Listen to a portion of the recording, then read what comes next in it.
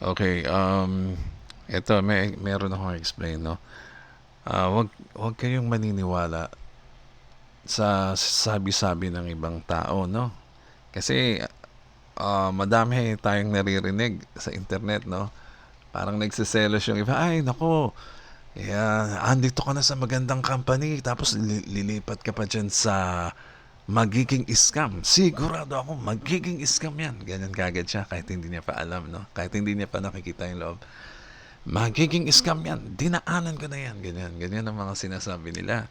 So talagang naninira sila ng mga bago bang opportunity na dumadating, no? Para sa kanila, na experience ko na yan. Para bang wala nang pagbabago, wala na bang magandang magagawa.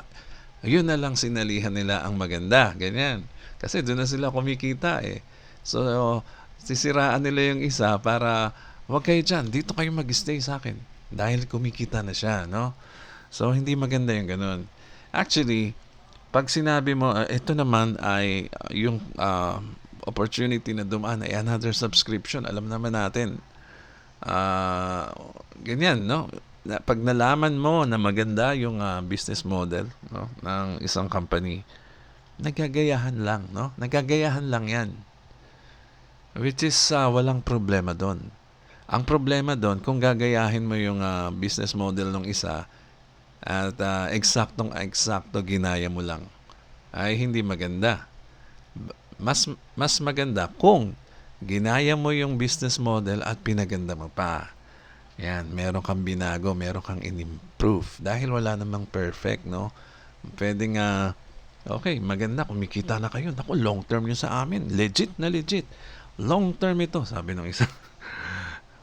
O, leader ka pa naman. Umalis ka dito, babalik ka rin pag na-scam kayo dyan. Ganyan ang mga statement nila. So, so ngayon nangyari ay subscription model din yung mga bago, no, dumadating. Syempre nag-innovate, no, nagagaya-gaya sila. Gaya naman talaga ang innovation, no. Yung hindi tayo magi-improve pag walang innovation, no, kaya ginagaya natin. So yan, subscription model din, no. Ang sabi ng ChatGPT, ito yung magagandang idea na gawing subscription model business, no? Kagaya ng digital content subscription. Ayan yung yung nasa na yung mga napapanood natin online, no? Mga videos. Ayan, no? Yung online learning, ganyan, yung mga Udemy, ganyan, yung mga pwede kang mag-aral online, magsa-subscribe ka diyan. Ito naman yung mga kung ano-ano mga yung boxes na yan, mga services ata to, no. Anyway, food and drink, created selection. Okay, yung mga sarili mong brand, no? Magsa-subscribe sila para sa special product mo. Parang ganyan. And then software and services, dito tayo pumapatak, no, sa software and service business, no. Kagaya niyan, yung business tool na yan sa marketing. Nandito tayo sa marketing automation. Business model natin ay includes marketing and advertising din, no? Ganyan yan. Creative software. Okay. So, yan. Dito tayo papasok. Yung subscription model lang pinasukan natin. And then, ayan na nga, yung health and wellness. Napakaganda ng health and wellness. Hindi talaga mawawala. Number 1 yan, no? Pag ginawa niyang subscription yan, ay napakaganda. Kaya naman hindi natin iiwan yung sinalihan natin dati. Dahil napakaganda naman talaga niyan. At saka, pag sinabi mong subscription, long term yan. Long term business yan. Ang scammer, hindi yan na kung mangi-scam ka rin lang sa platform mo, magi-scam ka rin lang ng business sa business mo, no? Kunyari, ikaw yung scammer. Gagawin mo bang subscription business? Hindi. Kasi usually, ang mga subscription business, pang long term. Kumbaga, tingi-tingi lang ang bayad niyan. Barya-barya lang, maliliit lang. Pero, napakarami, no? Kasi bilang ng tao ang labanan dyan, eh, no? So, ganyan.